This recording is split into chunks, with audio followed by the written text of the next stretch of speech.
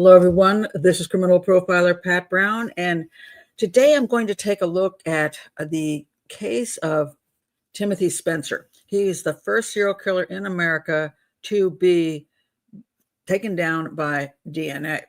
So it's quite an amazing moment in history. But there's so much more to this case, because if you go read about Timothy Spencer, you find out he is a serial killer, and he was convicted of killing 4 women, although we know he at least killed 5. And he was a rapist as well. He had a pile of rapes in his history, and probably more than we know. And so a lot of it is, when you go to the internet, you see a lot about the DNA. And as a matter of fact, I went to Wikipedia to read about his crimes and how DNA solved the case. And what they didn't talk about was this guy. This is Detective Joe Horgas. He is my hero. He is one of the detectives that I think is one of the finest men to ever walk. A man who cared about truth, a man who cared about justice, a man who cared about finding out who committed the crimes, that he wasn't being looked at as a suspect. And as a matter of fact, he wasn't even known as a suspect until Joe Horgas came along. And when you read about a lot of the stuff about Timothy Spencer and the DNA solving the case, it's not really true in that way. Because nowadays, DNA easily solves cold cases, because if somebody is an offender and their DNA is already in CODIS, it's in the DNA bank, and you chuck in some DNA from a crime scene and boom, it matches, and then the cold case team goes, we solved it. They didn't have that back then. All right, they didn't have any banks. So even when they had DNA from the victims, they didn't have somebody to link it to if it weren't for Joe Horgas. And I'm going to do a lot of commentary on this book. It's called Stalking Justice, written by Paul Moniz, and it's called The Dramatic True Story of the Detective Who First Used DNA Testing to Catch a Serial Killer. Yeah, this guy that they leave out of an awful lot of the discussion about the first case solved by DNA. That's a serial homicide. Now, it really bugged me. And then when I got to the end of this book, I saw this at the very end. But it must be remembered that DNA didn't bring Spencer in. Joe Horgas did. And I was so happy to see that end of this book. So this case, I'm going to go through how this case, how it happened, how the investigation went. And I have a personal connection to this case. So I'm going to bring up some of the issues that I have with one of the detectives that was handling the cases in Arlington, Virginia, that Joe Horgas was pushed aside, and these guys went ahead, and Joe Horgas fought these guys because he was trying to find the truth, and the other ones weren't so concerned about it, especially one guy, which I will get into. And absolutely fascinating, a whole bunch of information about how things really work, FBI profiling, how investigations work. So I'm going to do a lot of reading from this book because I circled things and checked things. These are areas where I want to bring forth to you and then do some commentary on, because when I was studying criminal profiling, this book came across my desk early on, and I absolutely loved it. It's one of those that stays in my permanent collection and that I recommend to every criminal justice student. So, all right, before I get started, if you're new to the channel, please do subscribe. Helps this educational channel stay alive. Click the bell for notifications and check my playlist for what you're interested in, because I have like hundreds of case files now on there, all the different cases you might want to know about, and I have a bunch of other stuff on there. So check the playlist, find things. And if you want to know about a specific case and see if I've talked about it, go to the search engine at YouTube and put in Profiler Pat Brown and whatever you're interested in, and see if it comes up, because I have a lot of people say, Pat, have you ever talked about this case? And I'm like, yeah, if you go to the search engine and put in my name in that case, you would have found it. So a lot of people don't use that search engine. Use it if you're really interested in a specific thing. So that's the first thing I want to say. And then I want to say, if another way you can help out this channel and also be in the chat room, because this is a live show. And so, but the live show, most of my live shows are patron only. I do occasional public lives, but most of the time it's patron only. We're a really nice community. And if you click the link below, You can join. I have one level. It's $5 a month. And you can come to 8 lives, the case show on the weekend, and the hangout during the week. And then we get to know each other. It's really nice. So do that and be part of our community. And I want to welcome everybody who is in the chat room. I think I said hello to everybody except Mrs. Ryan, I think. And I think I said a hello before the show started to everybody else. So yeah, you made it. And I want to apologize to those people who are my patrons, because I've been doing shows on Saturday because I've been busy on Sunday, but this Sunday I was going to be free. So I was going to move the show to Sunday. And so I was kind of lounging around. And then one of my friends called me up and she said, do you want free tickets to go to the opera, The Marriage of Figaro, at the Kennedy Center in Washington, D.C.? And she's gotten me orchestra seats every time for free. So I'm like, yeah, I kind of want to do that. So I moved the show back to Saturday. And then I had to get myself together. So, and then I had to tell everybody at the last minute, I'm doing the show on Saturday. Oh, is it really? Oh, that's interesting to know, Tim. Good, because I've never seen that one. So I'm excited to see it. It's pretty long, but I'm excited to see it. So thank you. Hopefully we'll have fun. So I have a wonderful friend who gets me these great tickets to the Kennedy Center. And so I get a lot of shows free. And recently I say I've been getting orchestra seats. So it's crazy. I'm like, how am I in orchestra row H for nothing? It's nuts. So it's cool. Anyway, let's get to this. All right. So this case, all right. Going at this case in an educational manner, which is what I want to do, because I want to explain to you how everything works. And one of the difficulties that we have when things don't work the way they should work, as in this case. There is, I am very pro law enforcement. My own daughter is with the Prince George's County Police Department in my area. She's past her 20 years. She could retire, but she's still there. She has worked.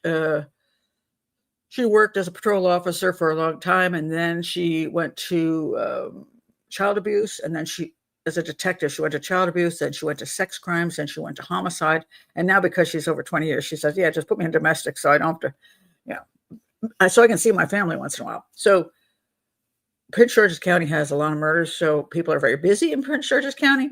But this happened in Arlington County, where theoretically there were less murders. And there were 2 women that were murdered in Arlington County, Virginia, which is just outside of D.C. And it is, well, I've been involved in murders in that area, a couple of them. So it's not as nice as it seems. And then the other 3 murders he was convicted of were down in Richmond, Virginia, which is one of the interesting things we're going to talk about, as far as that's 100 miles away. What was he doing down there? People, and down in Richmond, they're like, oh no, it couldn't be some guy from up. It couldn't be connected to the guy, those crimes outside of Washington, D.C., because we're way down here. No serial killer goes that far. So there's a lot of misconceptions about how serial killers work and why they do what they do and where they do it. So that's what I always really find interesting, is how we profile serial killers. And when you're looking at a crime, if you don't profile it correctly and you get a bunch of nonsense out there, you have detectives just chasing the wrong people. And that is what happened in some of these crimes.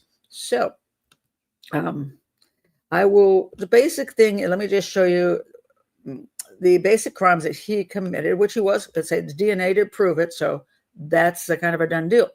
Now, Timothy Spencer, he is also known as the South Side Strangler, was an American serial killer. I'm reading from the crappy Wikipedia page now. The American serial killer who committed 3 rapes. He committed way more than 3 rapes, but alrighty. And murders in Richmond, Virginia. Okay. They're talking. I don't know who wrote this. Sexual homicides. The rapes and the murder came together because he raped them and then he murdered them. So that's called a sexual homicide. So he was convicted of 3 sexual homicides in Richmond, Virginia, and 1 in Arlington, Virginia. 1 sexual homicide in Arlington, Virginia, but definitely connected to another one.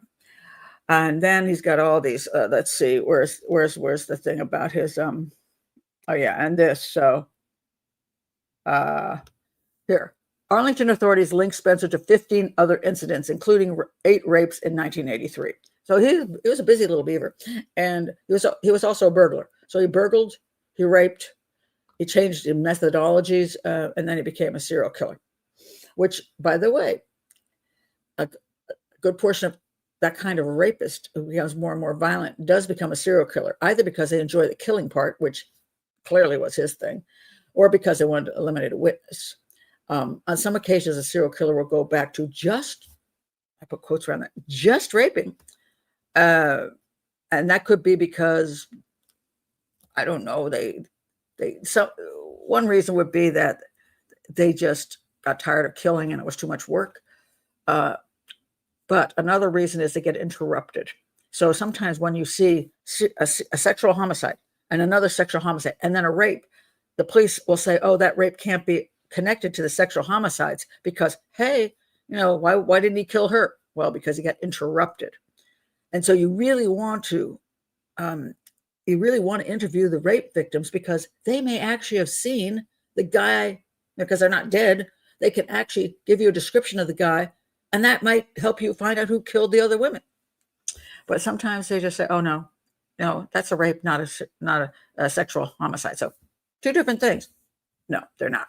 So he did get convicted. And let's see. Oh, here it says here. Okay. In addition, Spencer committed a previous murder, at least they're admitting that, in 1984, for which a different man, David Vasquez, was wrongfully convicted. And if you go, you can find the Innocence Project has the David Vasquez wrongful conviction all over their sites, and they had nothing to do with helping that man out. And that man was actually innocent. You know how I love the Innocence Project?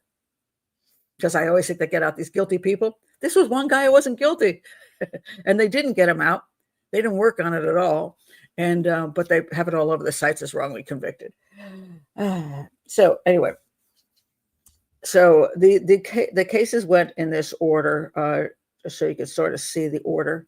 So this was Carolyn Ham. She was murdered in 1984, and after she got murdered, that is when David Vasquez got convicted of murdering her. And I'm going to get into all of the issues of how they found him, how they interrogated him, how they convicted him.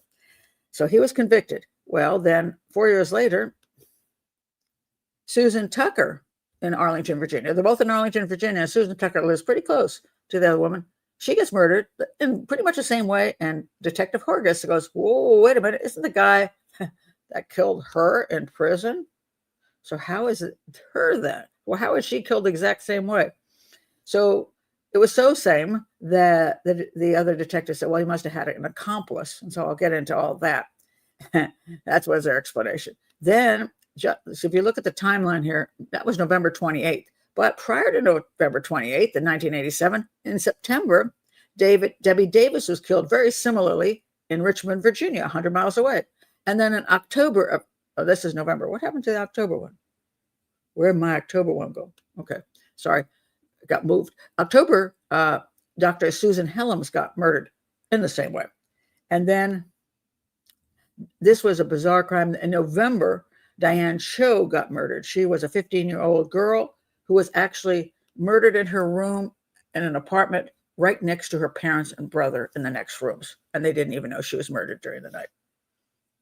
And it was a vicious, horrible murder. So I'll get into that. But yeah, so those are the ones that he was involved in and killed. And the first murder in Arlington was the one that Vasquez got convicted for. And he absolutely did not do it. So, all right. So that's the basics on that one. Just what happened. Hi, Anna, you've rolled in. Texas Redhead says, Pat loves Innocence Project as much as Netflix documentaries. No. Some Netflix documentaries are good.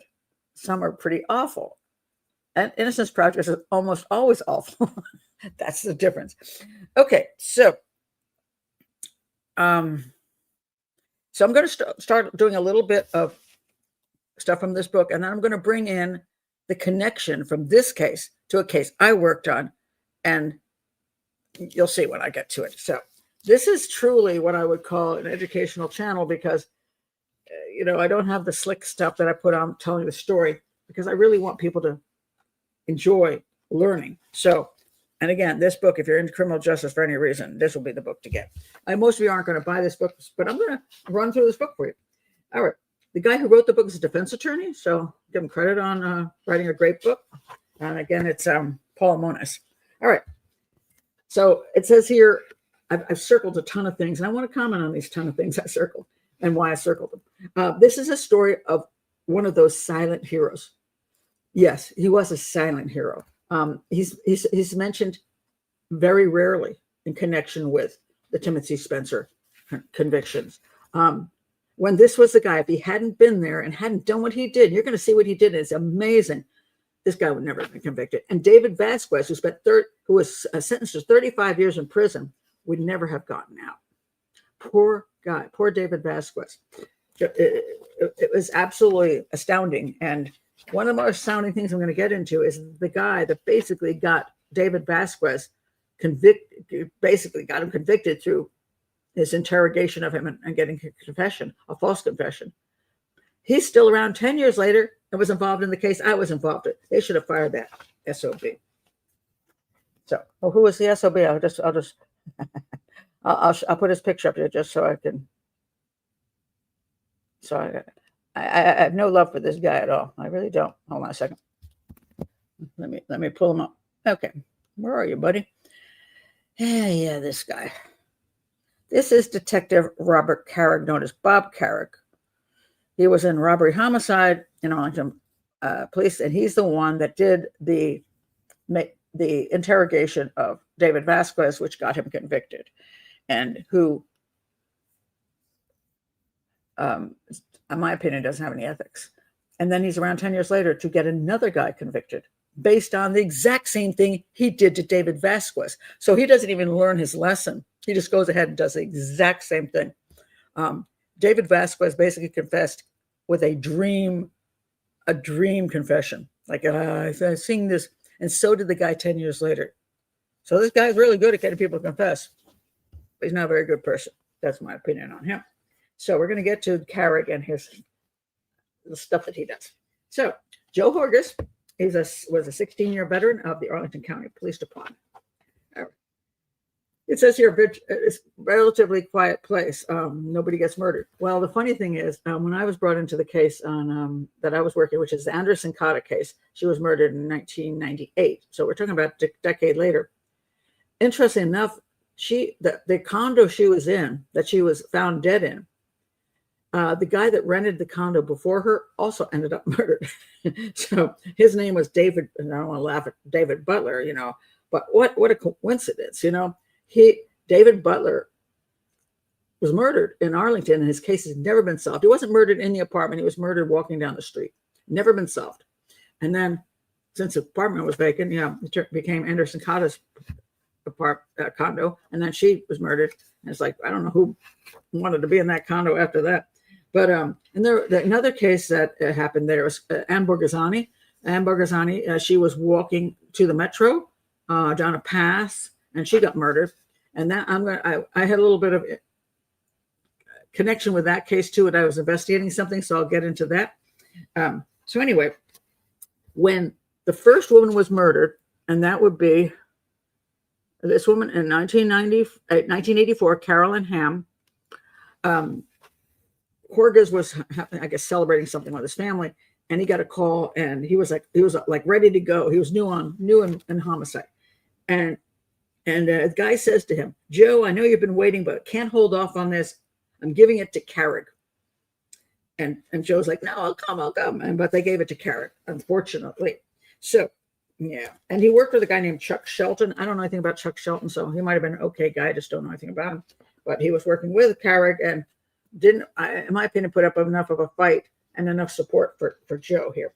So anyway, this is what they got out of here. So let's see. Okay, I have to find some of these things I want to read. Okay, so this was the murder of Carolyn Ham. However, Joe was not part of the case at that time, but he was looking at other stuff because he's one of these people that always wants to find out the truth. And so he said that he noted that just down a few blocks away from the homicide of this young woman, there was another interesting case. A woman came home. She walks into her bedroom. She finds pornographic magazines and a length of Venetian blind cord on her bed. How creepy is that, right? Also, the woman Ham. So Ham also, she was tied up with Venetian cord, right? And both of them had their houses access through a basement window. Now, there was another woman also nearby. A suspect broke into a rear window, demanded money. She fought back. He slashed her pretty bad and fled. So he was a black man who was wearing a mask, okay? The guy had been assaulting women around Arlington for the last 7 months. Always the same guy, an athletic young black man wearing a mask, fairly thin, which was one of the interesting things that Horgas noted was that one of the windows was like so narrow to like, you couldn't pull it up any further. And that guy got through it. So he's a contortionist or something, but an awful lot of people couldn't have gotten through it. A lot of men wouldn't have been able to push through that, but he had the body to do that. So he thought, well, what about this guy who's assaulting all these women before this homicide? Black male, 5'10", thin build, a cloth over his face, eye slits in it, wearing gloves and a ski cap. There was no evidence left at the scene except semen. So no fingerprints, right? Face covered in case the person got, in case the victim got away or, he had to run, which he did a couple of these times. And, but the semen was there. Why? Because at that point there was no DNA and you could get some blood groups, but you couldn't get any more than that. So he probably didn't care about leaving semen all over the place. And he stayed for quite a while with these ladies. And let's put it this way. He deposited a lot of semen in a lot of places, in a lot of ways. He was, prolific in what he did to the women. So this is what he was interested in. So it says here, let's see. There was the hobbery. That's a combination of the homicide robbery unit, the hobbery, the homicide robbery unit. They would have, so if there's sexual assaults being reported, then that should be, come into all of the information that they have. And, but one of the interesting things was the notice never said that the suspect might be a black male, 5'10", and so on. So what the heck? So Joe, he's like, don't you think that's hell of a coincidence that this masked rapist is working the same area as the murderer? Look at this case on January 14th where the masked guy came into a basement window just a couple of blocks away from the Ham murder. And one of the guys going, yeah, we got a task force working on that, buzz off basically. Okay.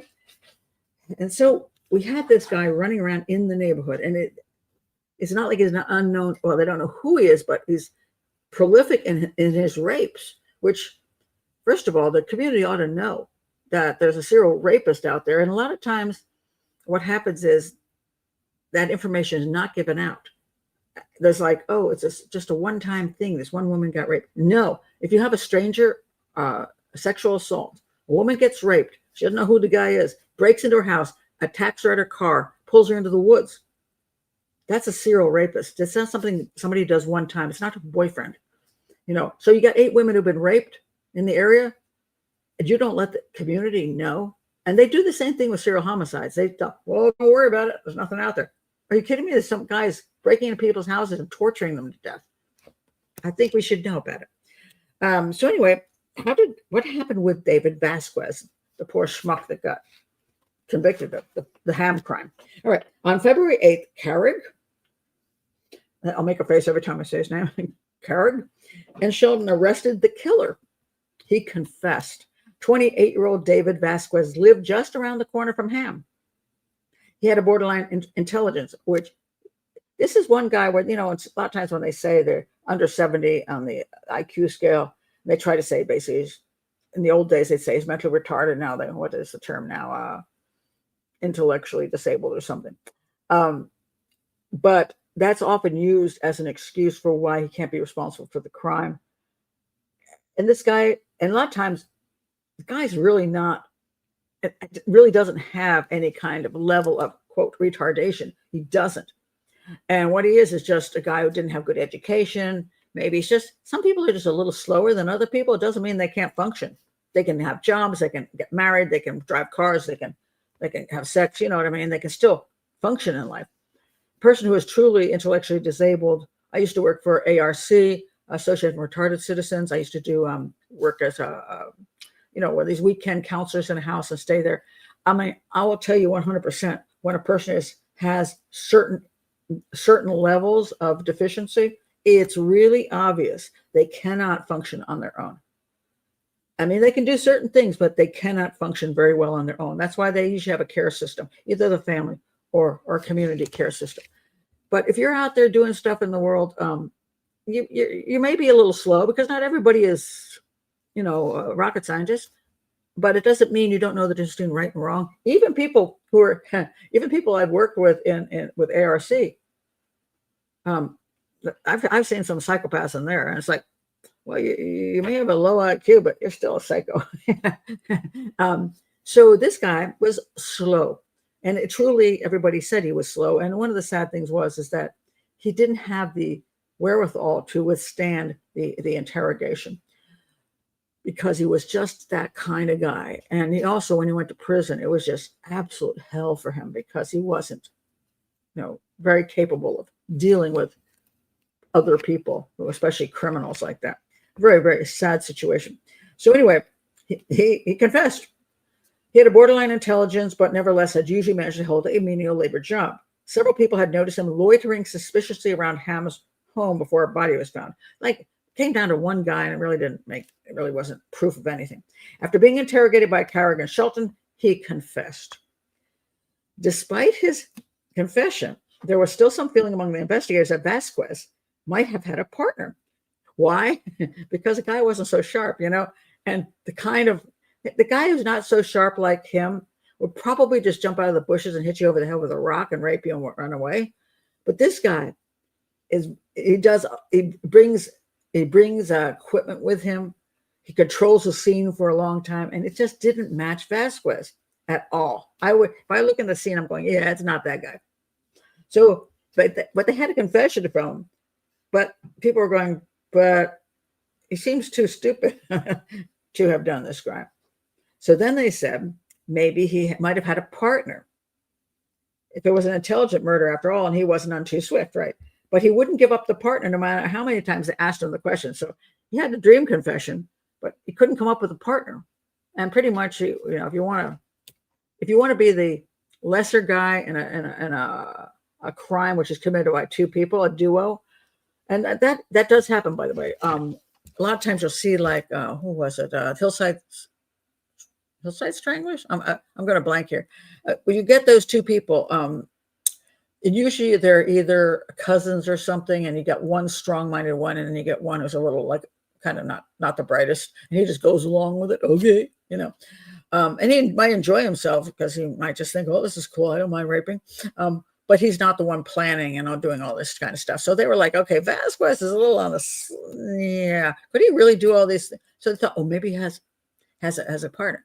And they kept that in mind because what happened was when 4 years later, in the same area, Suan Tucker was killed. Joe Horgas is going, wait a minute, Vasquez is in prison. How the heck who killed Suan Tucker? So now that became, they're going, okay, because Vasquez had an accomplice, and now that Vasquez in prison, the accomplice, who is the smarter one, is carrying on. So you got these problems with investigations where they sometimes try to make excuses for things or explanations for things. Could they be right? Maybe. But a lot of times it's like, whoa, now what do we do? Because this isn't working out. So we got to have an explanation for why this situation occurred. So, but he didn't give the partner up. David Vasquez pleaded guilty to second-degree murder, and he never went to court because it was just like he just thought, could end up with a death penalty, right?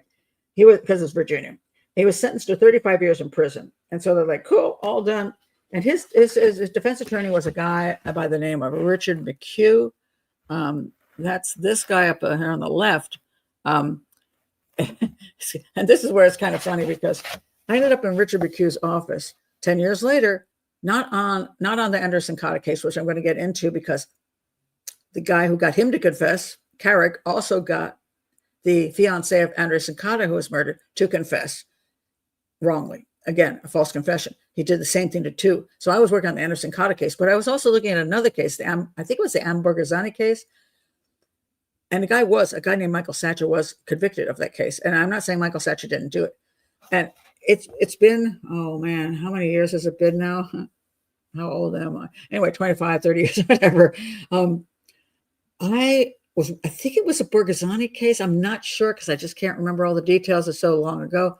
But I ended up in McHugh's office and I wanted to talk to him about something. I can't remember what case. I wanted to talk to him about one case. I can't remember what the case I went in there to talk to him about was. But I walked in his office and he was like, who are you? And I'm like, I'm Pat Brown. I'm a criminal profiler. And he's like, really? Why should I think you're any good at anything? He actually said that to me. And I went, well, in that case, I'm not going to say which case it was. I said, well, in that case, you got, the guy got convicted and I said, who was the other guy? And he goes, and then he said, have a seat. And we had a nice discussion. And I've always wondered about that because my statement threw him. And if it hadn't been true, I would have think he would have thrown me out of the office instead of giving me a seat. So I don't remember at all what the whole thing was about. It's just been too many years. But I remember McHugh. I think he's a decent guy. Defense attorney for this poor guy. Did the best he could. And so he told him to take a plea deal, and he did. And so he wasn't on death row, so he goes to prison. And until this guy comes along and says, wait a minute, what about this case 4 years later that looks exactly the same as the case 4 years earlier, and that guy's in prison? And he's like, I'm not buying the story that two people were involved in the crime. So I think you got the wrong guy. And so I'll get into more. I'm going to get into the whole interrogation. It's really interesting. I'm going to check your comments right now. Do rapists usually have partners? Very rare. Very rare. Duos are a rare thing. Most rapists and most serial killers work alone because, well, it's their thing. You know what I mean? Their thing, and they don't need you along for the ride. It also keeps away having somebody to rat you out. No, very rarely, except for these certain occasions where you do have duos. If you go up to Bernardo and Homolka up in Canada, we have a husband-wife duo. And but am I right on the Hillside Stranglers?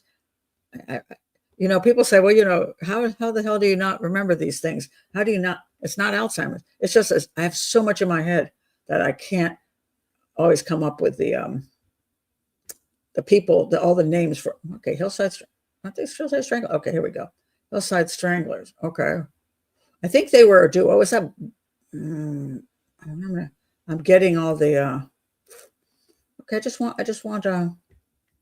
the crappy wiki thing, Wikipedia is useful for just getting stuff. Oh, here we go. Hillside Strangler. Didn't he have his partner? No? Am I in the wrong? Oh, yeah. Okay, it is. Bianchi and Bono. I can't pronounce his name. Bono? I don't know if it's Bono. Angelo Bono? Yeah, okay. I think they were cousins. Two teenage. No. They met. Okay, so that it was a duo. So, and then the one, what's the famous book, In Cold Blood? That was also a duo.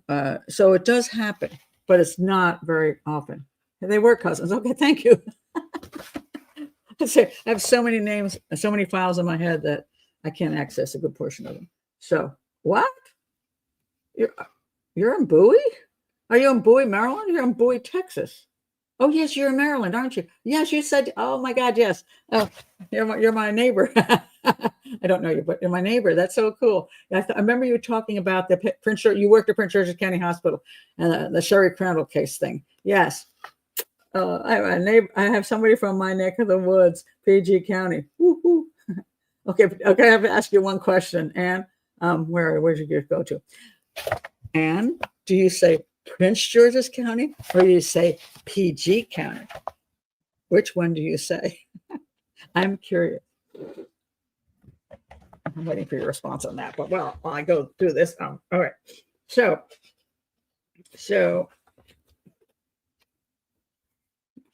I'm going to let me roll through the book here. Where I put my next comment on. This was like going back in time for me because it's just so fascinating. Here's something. Joe Horgas, said that somebody actually wiped down. This is the guy actually, get this, he gets into the house, he gets onto the, like onto the, let me read you what happened here. One of the panes above the washer dryer was completely broken out. A ragged hole had been punched through the lower left corner of the glass that remained. And then the person came in and then there was nylon rope. All right. Someone wiped down the actual surface of the washing machine with a towel or cloth because he knew that was a place where you could pick up fingerprints and shoe prints. That's not a dummy. I'm not saying that the fellow who was convicted was a dummy, but you know what I mean?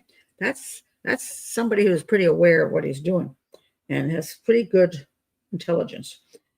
There were so then let's see.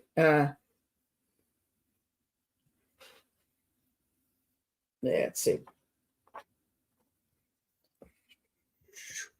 Okay, so there was I'm not going to read all of the scene here because I try to not do that on YouTube because I get demonetized quite often for crap.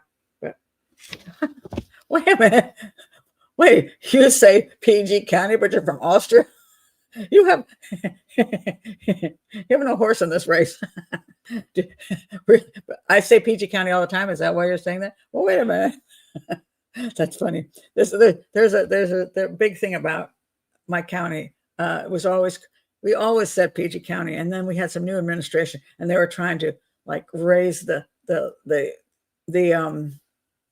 I don't know, we were always considered the poor sister county of Washington, D.C., Montgomery County. And Montgomery County is Montgomery County. That was where the rich people lived. And then PG County was where all the poor people lived. And so they tried to make us sound better by saying Prince George's County. So they were like adamant that anybody who ever spoke about our county had to say Prince George's County. I just can't do it. Oh, I taught you to call it PG County. Well, there you go. So, yeah. I just haven't gone along with the program. What can I say? I never do. All right. So they also found her. I'm not going to give you the whole description, but there was a brilliantly shiny white nylon rope. It was around her neck. She bound her arms were bound and all this stuff. And it was pretty horrific. But it was just like the crime that happened 4 years prior. So, and that's why it says here, Carrick was so shaken. You should be Carrick because you railroaded this dude to confess to a crime he didn't commit. And now you got 4 years later, someone that looks exactly like the guy that you railroaded, and the dude's in prison, so he couldn't have committed the crime. So you should be shook. You deserve to be shook. All right. So Joe was like going crazy. So he like raced to the station, pulling up the ham file, which at least he could access. I want to point out about accessing things because people talk about this all the time about FOIA requests. So you think something has gone wrong in an investigation. The wrong person has been convicted. People say, oh, Pat, you thought somebody was wrongly convicted, which is pretty rare for me considering I'm against the Innocence Project. But yes, sometimes I do, especially some of the cases I've worked on where I know the truth from the inside. Got a FOIA request. Sure. I have put in a FOIA request. I'm going to do a show on this one day, but I put a FOIA request into the Marines for the Quantico Marine Base for a a rape there where a guy was convicted, and then it was overturned because they found him not to be guilty, which I agree with. I thought that was a wrongful conviction, and I have a belief of I know who did it. I put in a FOIA request, and they were like, yeah, exactly that. I never heard back. They never responded. But one of the clever things you can do is just not respond. And so another one I put in for the Superbikes murders in South Carolina, which I did work with the police department, with the sheriff's department. Sheriff Wrong. No, I'm sorry. His name is Sheriff Right, but he's really Sheriff Wrong. He's been indicted for other stuff. Anyway, I worked there for a week. I gave them my profile, and then Sheriff Right arrested and got convicted a guy named Todd Kolop, who was a serial killer who now supposedly was a mass murderer as well. It's nonsense. He didn't do it. I filed a FOIA request. I paid $900 on it. I think I asked for the ballistics. I asked for all these things. I had a whole list of things, and they agreed to it. If you pay the $900, we will give you these things. So I gave him the $900. I got Todd Kolop's motor vehicle record. So that was it. And I never got anything else. And I went to judges saying, hey, this is crooked and all this crap. I just threw $900 away. That's all. So you cannot not always get a FOIA request. If you're on the inside and you can get access to the files, go Joe Horgas, because he was able to do that because he at least worked for the freaking department, So he started seeing the possibility he could solve these murders. He said, all I have to do is find out who Vasquez was. Oh no, sorry. At the point, he's like other people, did he have a partner? He didn't think it was possible, but hey. So everybody looked for the partner of Vasquez, and nobody came up with anybody useful. So that just all went to hell. All right. So Joe says he's like losing his mind now. The similarities between the two crimes are so obvious. It says here, it really looks like the same fucking guy, doesn't it? Well, it does. They're 4 years apart, but it looks like the exact same guy. All Carrick could do was nod. He's an asshole. Anyway, I wrote that. But Vasquez was guilty, Joe said thoughtfully. When he confessed, what kind of feeling you get, And Carrick says, he gave us details about how he killed her. But we always thought he had a partner because he wasn't strong or smart enough to pull it off. So now that a second person has been murdered in the exact same way, now Carrick is pulling the partner out of his ass. Okay. So Carrick, keep that in mind because I point this out over and over again. And I think it's important because I'm very pro law enforcement. Obviously, my daughter works as a detective in the county that Prince George's County. And I've worked with law enforcement around the nation, and I am totally pro law enforcement. That doesn't mean that because like every other profession, sometimes you get the snakes, you know what I mean? You got the teacher you don't want your kids around. You got the coach who's patting your kid's butt, and you're like, why are you doing that? You get a police officer who's really a psycho, and he ends up being I forgot I did a whole show on him. The guy down in he was south. He was a police officer who tied girls to trees and raped and murdered them. And so you get those people out there. You get some crooked department, some crooked police chiefs like Sheriff Wright. I will say that because you cannot possibly say you're not crooked, because you are, and you've been indicted. So you get the bad apples in every profession. The doctors, the teachers, it doesn't matter what profession you're in. You cannot get 100% great people. That's just human beings are like the bell curve. You got these down here who are just the most excellent people that ever existed. Then you get the regular people, pretty darn good. And then you get the psychos, So I'm always supportive of law enforcement.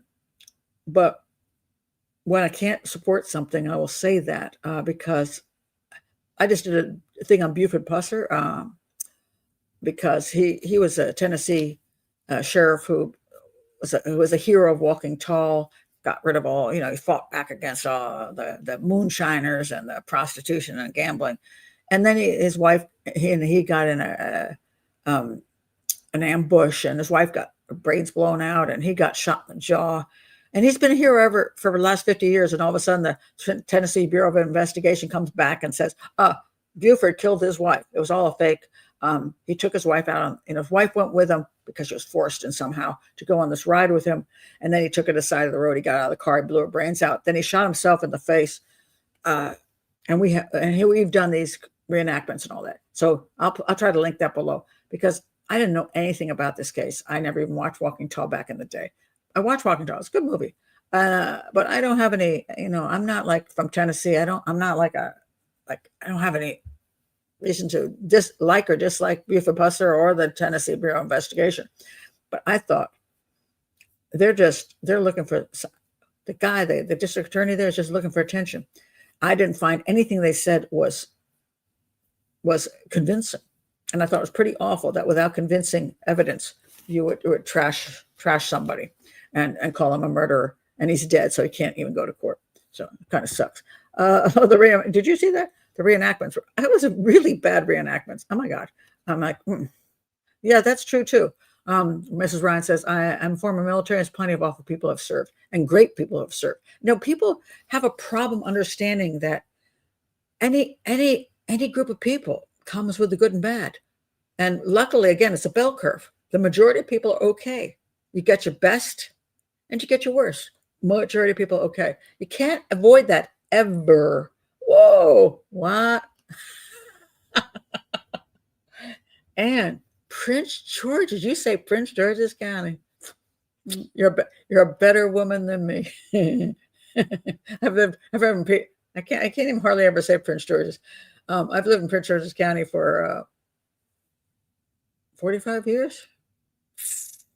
So I'm PG all the way. My kids are like, some of my kids have traveled. My son went to India, lived in Hawaii, lived in Mexico, and he's like, yeah, I'm PG, man. we have pride in our culture, shall we say. But yeah, so I just want you to understand, that's the way things are. All right, so anyway, let me go on. All right, so let's see. One day, future DNA might provide who killed Susan Tucker, but right now, Horgas needed raw evidence. In other words, the DNA wasn't like really there yet. So he was like looking for, can we prove who did it? No fingerprints, not enough stuff, but he's searching for this guy because he's an amazing guy. I'm just going to say it. I trash some people because I deserve to be trashed. But when I see a person who is amazing, who's gone beyond the call of duty, I think they ought to be honored. I really do. I did talk to Joe. I can't remember again.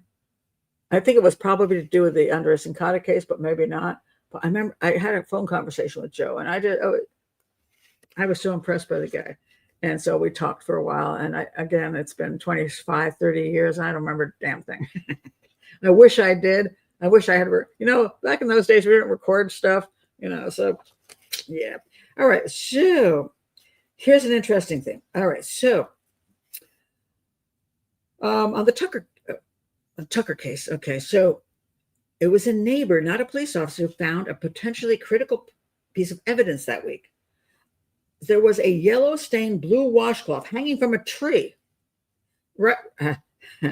And Reggie Tucker, who was the husband of Susan Tucker, he was out of town at the time when his wife was murdered. He said that's what his wife used to wash her face when it was an eye on a tree, right? They didn't get any fingerprint results. And it said Susan and her husband both had reddish brown hair.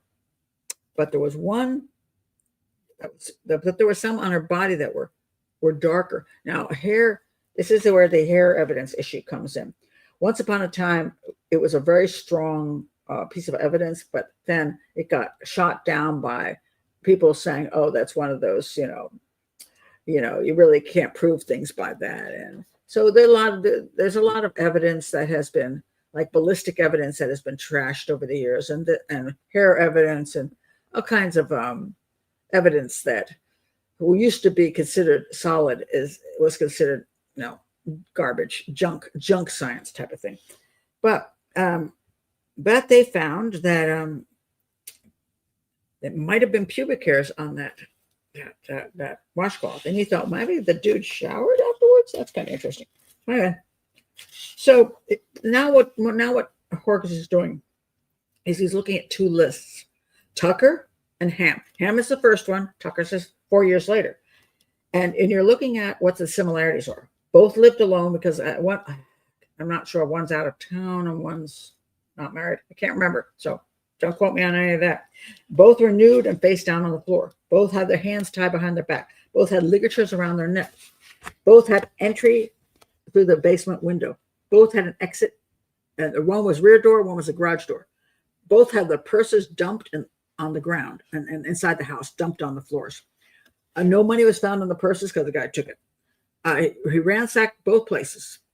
The guy wiped down both places, and semen was there in both places. The women lived near each other, and both were professionally employed, both quiet and unassuming. So this is what was most interesting to me. Most striking of all was the way the house was entered through a tiny basement window, really tiny. And Horgas looked at this and said, "My God, this is crazy. How could you even get through the freaking window?" And they did a reenactment, and people couldn't get through the freaking window, So that's an interesting thing. So you're looking for a guy who's slim. So that's I love reenactments, other than the Tennessee Bureau of Investigation, which their reenactment sucked.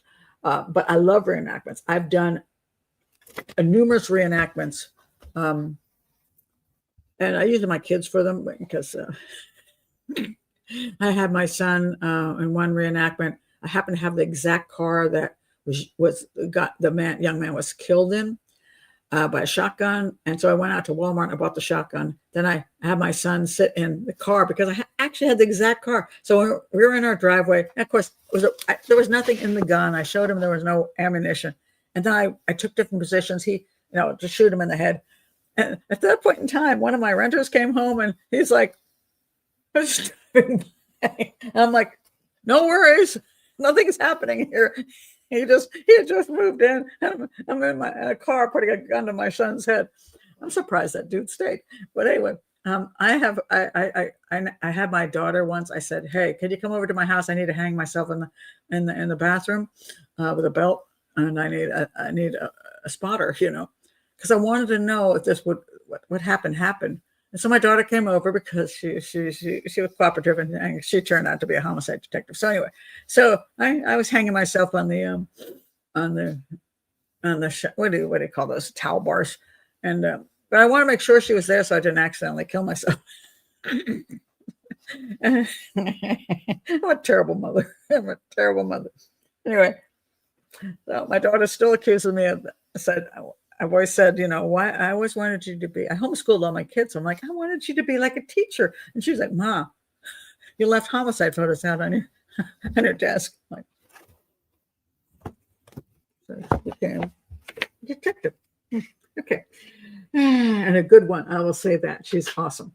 Absolutely a fabulous detective because I taught her so much. Anyway, so along the way, one of the things that happened was the guy was now bringing things to actually tie up the women with. Instead of using the Venetian cords, he was bringing things along. Okay, so okay, I'm just put a check mark here on Rich McHugh because, as I said, I had a chit chat with him. He's an okay guy. David Vasquez struck Horgas as nothing but pathetic because he just didn't have it in him. Anything in him that made it look like it was a serial killer. And let's see. David Vasquez said this: "I can't help you guys. I'm here because of what I said to the police about a dream I had, the old dream vision. I'm going to get to the dream vision and the Anderson Cutter case.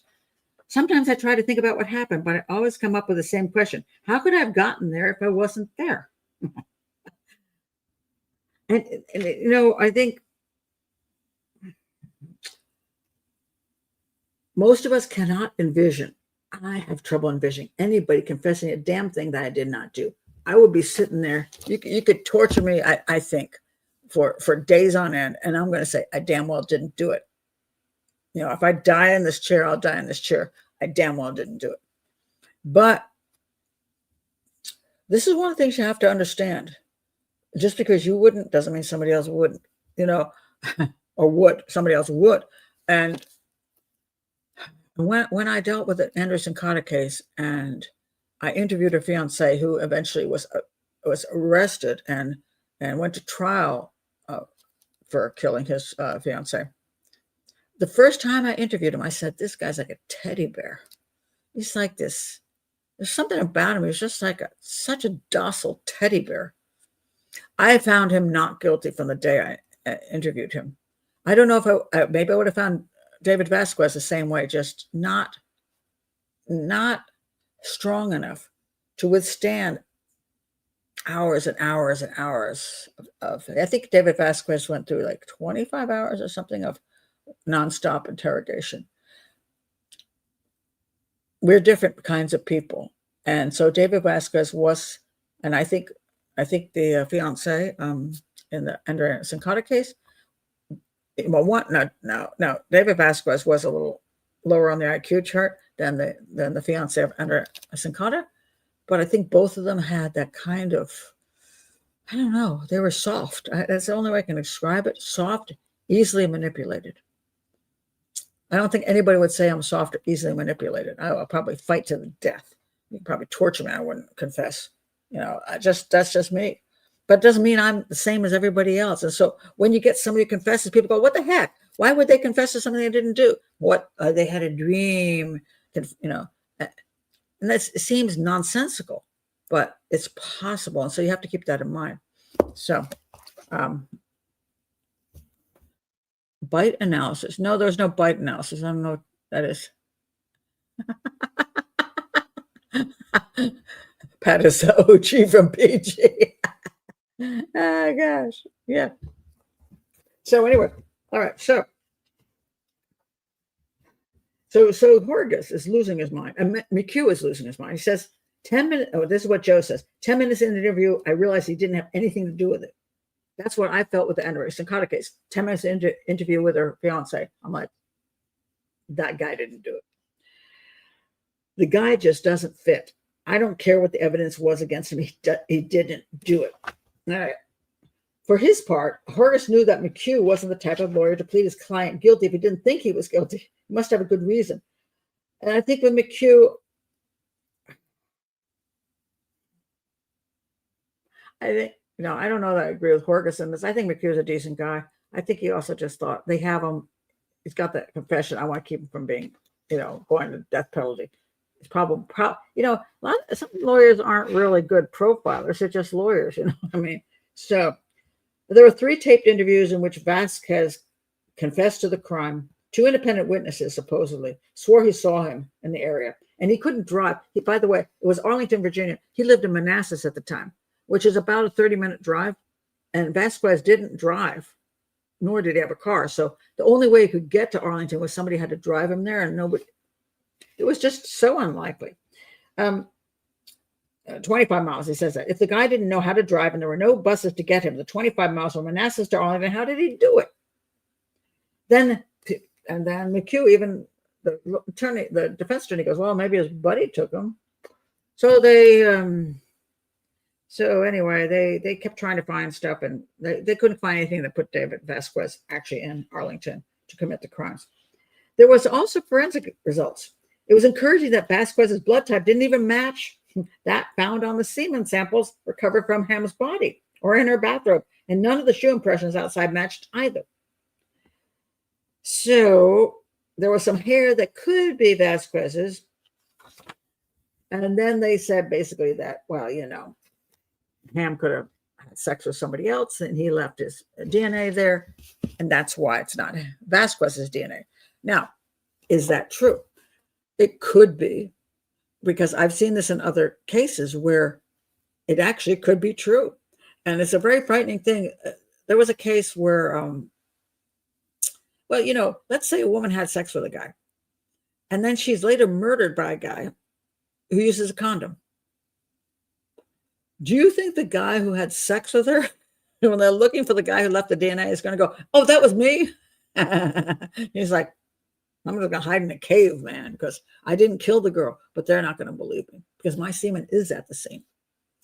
And because, unfortunately, I don't know, people think every woman who has sex immediately runs in the shower and douches and all that kind of crap, but that's just simply not true. They find a lot of boyfriends' DNA in women and in their underwear and on their bodies. It's just the way it is. It's just the way it is. So they're basically saying that, oh, well, maybe the reason Vasquez's semen isn't there is because that's the boy, some guy some lover she had. So they were excusing everything that wouldn't match Vasquez.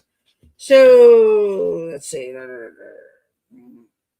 They also pointed out that he wasn't visibly retarded. He was able to read, hold down a job, and carry a normal conversation. He was not. I will say that. He was not. He was just maybe on the slow side. All right. But he had that dream confession. The final blow was Vasquez's response to the administrator. Oh, they did. This is really weird. They did truth serum tests on him. I never even knew anybody did that anymore. They gave him truth serum, sodium amytal. And so this is McHugh. McHugh, the lawyer, said, man, we'll give him this truth serum. That might save his butt. Sadly, he gave the same story of the truth serum. So that didn't work out well. Now, why? Now, I don't know the validity of truth serum, and this may be a problem. When you have Vasquez, who is clearly not the guy who did it, and later on is known to be not the guy who did it, the fact that under truth serum, he still said the same thing. Yeah, interesting. So anyway, he was allowed to plead guilty to second-degree murder and burglary with a sentence of 35 years. So basically, McHugh said, yes, dude, if you don't want to die, do that. So he did. Entered his plea of guilty. So now,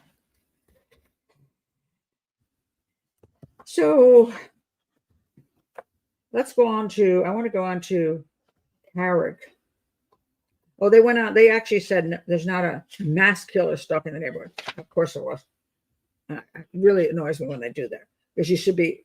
I know the reason the police don't like to admit there's a serial killer out there is because massive pressure comes onto them. The media goes berserk. Now with YouTube, the whole community, everything goes berserk. And then they're under huge stress to solve a crime. It's extremely difficult to solve. So they just go, no, nothing out there. So anyway, I want to get to, this one. This is like going back in time for me.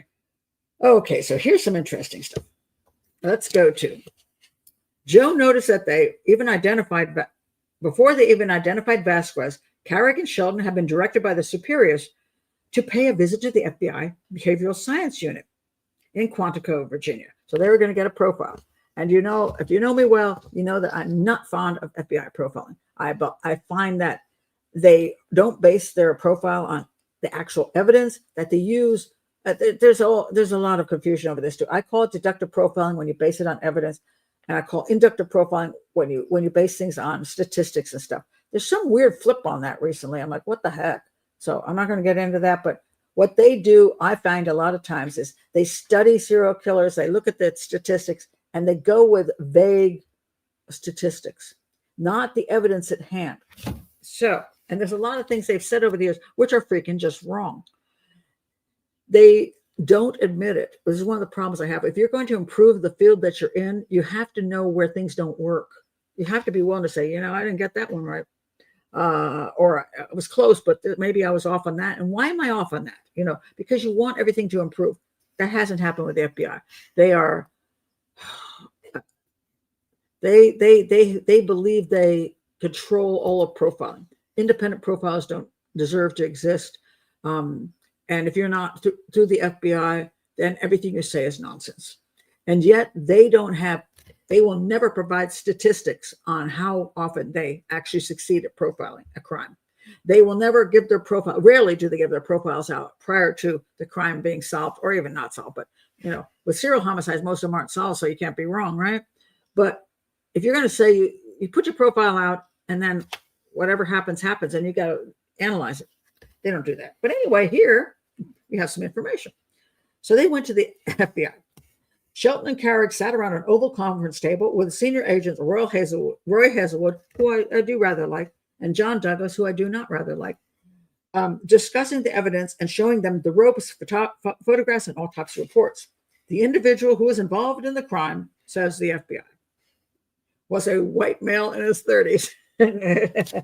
White male in his 30s is their go-to for like almost every serial homicide that happened in the United States for the longest time because of statistics. This is what happened. And first of all, Black neighborhoods never got the amount of investigation that white neighborhoods got. So Black women got knocked off. It's like, oh, well, it just didn't happen. It didn't get as much attention. And white neighborhoods, when white women got knocked off, it got more attention. So once upon a time, when we had very segregated neighborhoods, you had a white neighborhood, you had a Black neighborhood. The white neighborhood, since serial killers usually kill near their homes and where they're comfortable, white men usually kill the white women. And if you actually bothered to investigate the Black neighborhoods, you would find there are Black serial killers who killed Black women. But over time, the ones that the FBI got interested were almost all white serial killers. So this became this myth that serial killers were white people, always white men, which is not true. I mean, there's serial killers that are, if you go down to the history of serial killing in the United States, you find a lot of Black guys, you find, the Hispanic guys, you find them all. And the other thing that happened was, if white women were killed, they said white men killed the white women because of the segregation. It wasn't necessarily segregation of the 1940s or 50s, but just that those neighborhoods tended to be of one race or the other. Over time, what's happened is the races have moved in and integrated. And guess what happened? White serial killers lived near Black women, and Black serial killers lived near white women. So white women were killed sometimes by Black men, and Black women were sometimes killed by white men. But the FBI couldn't have that thing up their butt, and they were still saying, oh, white women, white serial killer. And at the time in Arlington, the two women were white. So they said it was a white serial killer. Now, mind you, in the Richmond cases, there were two white women, but there was also a Korean girl. He didn't care for crap. Serial killers basically aren't racist. They'll kill anybody who's available. They don't care. And they don't have to look like their mother or sister either. They just have to be available females. So I got this upside down. All right. So the FBI says white male in his 30s. The 30 thing, by the way, the reason 30s comes out is because they look at the crimes and go, okay, the guy's probably done this a number of times. He has a reasonable amount of skill. He's probably in his 30s. And also 30s is a big time for serial killers because as teens, they don't have mobility. They don't have a car. So, then finally they get a car. Sometimes as teens, they kill the next door neighbor lady. But, over time, they have more mobility and more intelligence, and they, more just, practice and things. So you have more serial killers that tend to be in the 30s. And then that goes down a little bit in the 40s. And then by the time it's 60 or 70, the guys are either incarcerated or they got issues and they're dead or whatever. So, they're not available to commit the crimes anymore. That's it. So yeah, if you want to throw dice and come up with hey, where are you going to win? You go with 30s. So that's what they did. White guy in the 30s. So then they talked about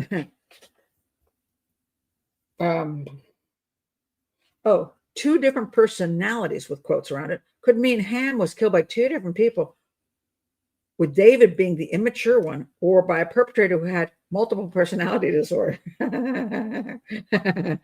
Maybe it's just that the guy, again, here's what we have organized, disorganized with the FBI. Organized, meaning that everything just goes, you're really highly intelligent. Maybe you're married, have kids, like Rex Harmon, is an architect, is an alleged Long Island serial killer. Perfect guy for being the organized guy. And you got some guy who just whacks people over the head on the bike path. He's a disorganized guy. He's got a car that's old. He didn't get his tags renewed. That guy. And those do exist that way. And I call them fast and slow.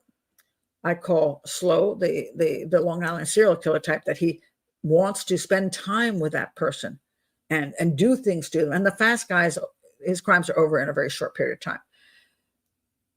There is some personality issue with that the personality is a certain way that tends toward fast or slow, quote, organized, disorganized.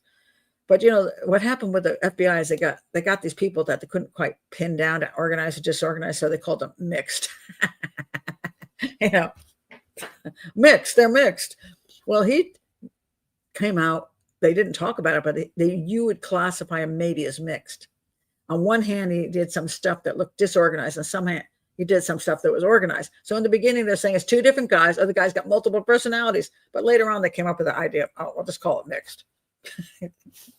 It's so amusing. So anyway, then they're gathering information. It talks about a woman called Cindy Brenneman, Detective Cindy Brenneman. All right, that's another person I don't like.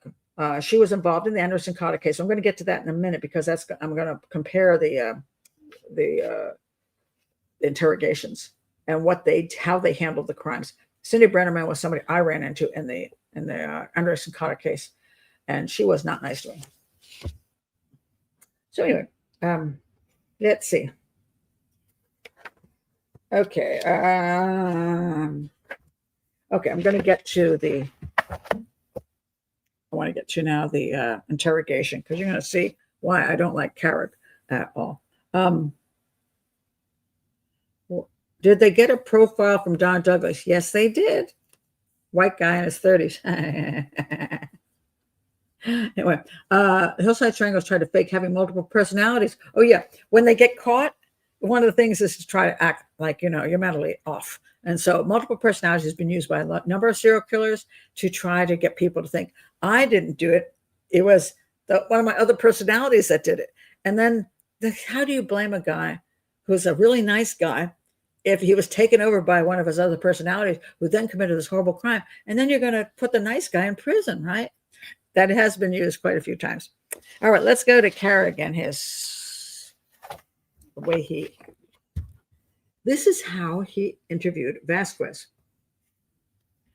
Carrick, David, did you have sex with her? Vasquez, no. David, we'll be able to find that very easily. Vasquez, if I did, where did you have sex with her? On the second floor? Or was it in the basement that you had sex with her? Vasquez goes, no. Shelton says, so it wasn't on the second floor. So we're down to the first floor, the living room. Is that where you had sex with her? So Vasquez, yeah. Where? Right in the middle of the living room. Was she naked when you had sex with her? Maybe. So far, we see Vasquez trying to move him to a location that he knows that something happened, and he's trying to move him from second floor to first floor. He's pushing him into that. Following this exchange, David explained to Shelton that Ham had asked him to tie her up because she was into bondage, something David himself didn't even like. He said he didn't want to do it. He's making up stuff all over the place. Shelton says, this is Shelton now. Shelton, maybe you're not such a good guy. Tell us how you did it. Oh, okay. Oh, no, okay, that's okay. Shelton says, tell us how you did it. That's okay. He's asking a direct question. Tell us how you did it. Vasquez says, I grabbed the knife and just stabbed her. That's all. Carrick says, oh, David, no, David. Now, if you would have told us the way it happened, we would believe you a little bit better. So then Vasquez goes, I only say it did happen and I did it because my fingerprints were there. He was told his fingerprints were on the body. And then Carrick says, you hung her. And Vasquez says, what? And Carrick says, you hung her. And Vasquez says, okay, I hung her. That's his confession. You can see Carrick has told him what to say, pushed him into what to say. And there's another place. Let me go to this one. Shelton says, what did you use? That's an okay question. Vasquez says, the ropes? Shelton says, okay, we have a problem here with Shelton too now. No, not the ropes. What did you use? That is not okay. Now he's trying to push him. Vasquez says, my belt? Shelton says, no, not your belt. So Carrick's going, come on, David, think about what you used now. Vasquez says, I just don't. Carrick says, remember being out in the sunroom? The room that sits out to the back of the house? Vasquez says, yeah, I know. Carrick, remember being out in the new addition, you remember being out there? And Vasquez says, I think so. Carrick says, and what did you cut down? Vasquez says, a coat hanger? Carrick says, no, it wasn't a coat hanger. It was something like a coat hanger. What was it? By the window. Think about the Venetian blinds, David. Remember cutting the Venetian blind cord? Vasquez says, oh, yeah, it was a thin rope. Carrick says, yeah. Then it goes on. Shelton says, okay, now tell us how you did it. Vasquez says, I grabbed the knife and just stabbed her, that's all. And Carrick says, no, David. Now, if you had told us that the way it happened, we will believe you a little bit better. And he says he hung her. Okay, I'm sorry, this is going back to the original one. Really?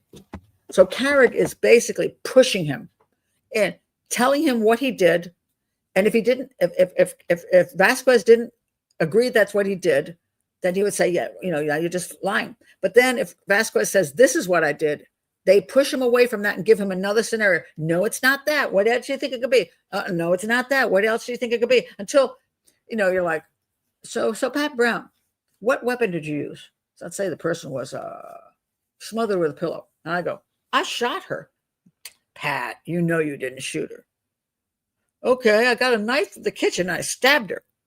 Pat, there was no blood there. What did you really do? I strangled her with my hands. Pat, there were no fingerprints around her neck.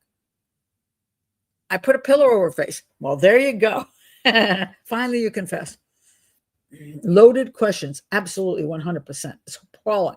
Absolutely appalling. And that's why everything's recorded now. Yes, but even if it's recorded, the problem is proving that. Now, I'm going to show you how this worked with the Anderson Cotter case. Same piece of crap Carrick, who should have been fired. All right, so the Anderson Cotter case, if you aren't familiar with it, let me tell you what the Anderson Cotter case is. And I have a bunch of shows. I'll link them below if you haven't seen them. This is the main one. The murder of Anderson Cotter, a horrific case of prosecutorial misconduct. And Andrew is the one on the left. The killer is the one in the middle. And that crap piece on the right, I think, is the prosecutor. And I also did another one. What they, Oxygen, or 2020, whoever was behind this, did this show called The Confession, where they had the guy that they were trying to convict, which is the fiance of Andrea. That's the guy on the left there. They called me to be in this documentary, but they wouldn't allow me to say anything about what I did on the case. So I refused to do it. So that's why I'm not in that documentary. I can't talk about the case and how I worked on it, it was sad because Chris Johnson, he's the fiance, wanted me to do that. But I didn't trust them because I don't trust most documentaries. I didn't know if they're on Chris Johnson's side or going to trash Chris Johnson. I didn't know if they're going to trash me. And so I refused to do it because it wouldn't give me any assurance that, in writing that I wasn't going to get screwed. So I didn't do it. Anyway, what happened in the Anderson Cotter case? So 10 years later, in 1998, in the same town of Arlington where these two women were killed, Chris Johnson came home and found his fiancée, Anderson Cotter, 50. She was 52. She was dead inside their Arlington, Virginia apartment. It's actually a condo. She had been strangled and stuffed into a bedroom closet. Although immediately under suspicion by the police, Johnson was never charged. Well, why is that? Okay, so Johnson, I'm going to show you some things that happened at the police station with Carrick. I can't actually say this is Carrick, but I believe it is. But this is what was going on. Now, this is, by the way, this doc, you can see this on Just Thought Lounge. She was dead in the closet. He had no idea. This whole thing about, and he does a lot of the stuff from that he manages to get the police tapes in there. And what's really sad to me, if you look at how many, he's got over 600,000 views on this case. I had 6,000 views. She's got that many more views than me, times 100,000. I probably made $20 on my video. He made a fortune. He's very, very popular. But what bothers me is not that he's popular, but he tells us he's a crime storyteller, but he also leans on an agenda. And at the point that this was done, he made it look like Chris Johnson, the fiance, was likely guilty. So 600,000 people in the comments are going, that guy hired that other guy to kill her. And it's really sad to me because Chris Johnson was 25 years later arrested, went to court, and it took I think it took the jury like less than 2 hours to find him not guilty, which they shouldn't have found him guilty because there was no evidence that he was guilty. It was outrageous. But he was the fiance of Anderson Cotta.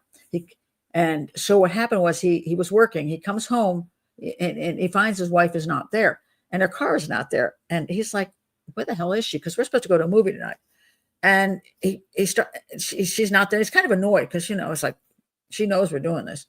And then he can't find her. And he's like, well, maybe. And somebody said, oh, well, he called out her name. Why would he call out her name if her car wasn't there? Well, maybe he thought that for some reason she was still in that. She was in that, came in and was like, well, I didn't see her car, but Andrea, are you home?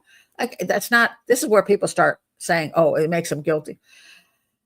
And then what happened is he did stuff. He couldn't find her. So he was like annoyed. So he just did little household errands. He cleaned up a little bit. He washed some clothes. And then she's still not there. And he calls a friend. He calls a hospital to see where she is and can't find her anyplace. And now he's kind of pissed because she's not been in an accident. And she's like, so he lays down on the bed and he falls asleep. Now, a lot of people say, well, he couldn't have gone to sleep if, his wife, it's not his wife, his fiance was missing. Well, I'm going to tell you, as a female, you'll never go to sleep. You'll pace that place and say, if you show up alive, I'm going to kill you. If you're a dude, you fall asleep. That's just the way guys are. So he fell asleep, but then he wakes up a couple hours later and notices that the closet door is closed, which is never closed. And he gets up and he opens the closet door and she's on the floor. So he calls the police and they come and they immediately bring him into custody and they tell him he killed her. And I think it was, I forgot who was the 25 hours. I think it was Vasquez or him. But anyway, many, many, many hours. They just went at it, Carrick. And just pushing and pushing and pushing it. He came up with eventually a dream confession, just like the other guy, right? So they got him to say, now I'm going to show you some pictures from here. Why? I don't know what, that's not what I want, defining that. I don't know what that means. He said, just like they told Vasquez his fingerprints were on the woman's body. So he said, well, I must have been there then. They told Chris Johnson his fingerprints were, he said, well, my fingerprints could be on her arm because I touched her arm. They said, no, they're on other parts of her body. And he goes, well, I didn't touch other parts of her body, but they're saying, but your fingerprints are there. And then they said this, our time of death was after he got home. He gets home like at 6 o'clock at night and they're telling me the time of death was after that. So he's like, well, I was there. I came home from work. I was there after 6. She was killed after 6. What the hell? I was there. Now they're telling my fingerprints on the body. And he's like, well, I must have placed her in the closet if they're telling my fingerprints were on her body. And then he said, so then this is Carrick, I think, talking. If what happened was an accident, tell me that it was an accident. So he was pushed by Carrick. I believe it was Carrick, because Carrick was doing interrogations. I don't know if somebody else rolled in on that he had an argument with Andrea and he pushed her and she fell and hit her head on the table. And then he freaked out and put her body in the closet. And then he drove her car to Southeast Washington from Arlington to Southeast Washington to plant the car in a black neighborhood so that somebody would think that a bad guy did it. A bad black guy did it. Right? So then he took the metro back to Arlington, washed his clothing because there was like, for whatever, there was no reason to wash her clothing if she just fell and hit her head. I mean, anyway, so, and then cleaned up the apartment. He confessed because they just tortured him. He was this teddy bear. He just finally just said, okay, I don't understand it. He just lost his mind. My fingerprints are there. You said it happened after I got home. He just couldn't come up with any explanation. Well, the next day they found out that she hadn't hit her head, that the autopsy came back that she was strangled. And on top of that, she was killed in the morning and not after 6 a.m. And he had a locked, airtight alibi, airtight. So they dropped it against him. They told him not to leave town, but they dropped it. And so then just time went on. And a year later, the Anderson Cotta's son contacted me and said, can you look at this case? And I did look at the case. And I said, well, You said this guy was in her apartment looking at her, took a computer from her apartment. She let him into her apartment. He took a computer away. He worked for this company called Trash Masters, and the car ended up being found. Actually, Chris Johnson was driving home and he saw his fiance's car in Southeast Washington in this area and reported it. And the clutch was destroyed on it. And Andrea and Chris could both drive a clutch. So this guy supposedly kills his girlfriend or fiance and then cleverly ruins the clutch by taking it down to a black area of town so that he can set this whole thing up. This is the story anyway. And I'm like, what? So, but I did know that the clutch was destroyed and ended up in a black area of town. I went to that area of town and I talked to everybody there because I wanted, just because it's a African-American area of town doesn't mean it's only African-American. Could be mixed with whites and Hispanics. So everybody said, yeah, no, pretty much 100% African-American. So I'm like, so why would the guy drive there? Well, first of all, he can't drive a clutch. It's too much damn work to drive a car for a joyride if you can't drive a damn clutch. So if you didn't need to go someplace, you would just dump the car and just take a bus or something. You wouldn't, or if you could drive a clutch, you might go on a joyride. But if you can't, and you using the car, you're probably just going home and you don't care what happens to the clutch. So I said, I think it's an African-American guy who lives in that area who can't drive a clutch. So I called up Trash Masters and I asked them, I said, look, I've just been brought in this case. Like, this was like within 48 hours I've been brought in the case. I said, do you know this guy that came to Anderson Cotter's apartment? I said, I want to know two things. Does he have connection to Southeast Washington? Does a relative live there? Does he live there? And can he drive a clutch? And they came back and said, you're not going to believe this. But first of all, his mother lives there. Secondly, he can't drive a clutch because our our trucks did have standard and he always had to go, he could never drive it. He was, in the other seat. And they said, by the way, he's in prison, right? He's in court right now for the abduction, rape, and attempted murder of a 13-year-old girl he strangled and put in a closet. Bingo. All right. So I started investing. So I like, why the hell hasn't this guy been arrested for the murder of Anderson Cotter? Why are they going after his, after his fiance? What the hell? And they claimed they did look at him, but I went and talked to his girlfriend, and she never heard from the police. I went to Philadelphia, where he was at. He was arrested in Philadelphia for attacking his wife, or his ex-wife, whatever she was, but I maybe still married to her. And where the person stole Anderson Cotter's jewelry, and Philadelphia is a place you can sell jewelry without having showing your identification. I checked with every place nearby where his wife was in that whole area. And every pawn shop said the police never came. So they never went after Bobby Joe Leonard. Bobby Joe Leonard got convicted of the other crime. He was in prison for life for the attempted murder of the 13-year-old girl. But this whole case just sat dead for 25 years. And then all of a sudden, 2021, they charged Chris Johnson, the fiance, with the murder of his fiance. They said he hired Bobby Joe Leonard, the serial killer, to kill his fiance. Most ludicrous stuff I've ever heard. Now, the son, by the way, has been convinced by the Arlington County Police, by Brenneman and Carrick, that his mother's fiance did kill her, or did hire Bobby Joe Leonard. And the thing is ludicrous. You have to go and check on my entire analysis to see why the thing is so ridiculous. It's just so this is it. Link was below. I go through the entire case and the whole prosecutorial misconduct on it. Absolutely, it's insane. The jury found him not guilty, but now you have Son believing it, so he's got a whole website up. You've got this guy who as I just showed you the this Just Thought Lounge has people convinced that Chris Johnson hired somebody to kill his fiance, because people aren't understanding the entire case. They weren't there. They don't understand it. They're hearing some storyteller who has no knowledge of that. He's making a shitload of money by telling the story and getting people all excited, but he doesn't know a damn thing about the case. I do know something about the case. I was there. I know it about it. And so that's why I have an educational channel, because this isn't about spreading gossip and making money off of gossip and anything that will inflame, almost rage bait for people, because, oh my God, they never, she never got real justice, and poor son, blah, blah, blah, blah, blah. It's appalling. But Carrick was there for both of these cases, this case and the other case, and with the same kind of phony, terrible interrogation methods, which basically they wear down the person to the point where they're so exhausted that they'll pretty much agree to anything.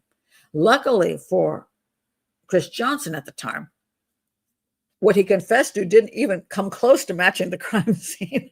Unfortunately for David Vasquez, what he did confess to, which they gave to him, but because they already knew the details of the crime scene, then it matched. So David Vasquez went to prison and stayed there until 4 years later, Joe Horgas comes on the scene and says, what the heck? So he's not buying this. So now we're going to get to the next part where he goes to Richmond, because when he's checking out the case that's 4 years later, he finds out that there's these 3 murders in Richmond. I'm sorry, that was the one I want to show you. Okay, where'd the other one go? Sorry. Okay, got to get back here. Okay, so Susan Tucker. So the first one was Carolyn Ham in Arlington, Virginia. Then 4 years later, Susan Tucker, and that's where he got super suspicious.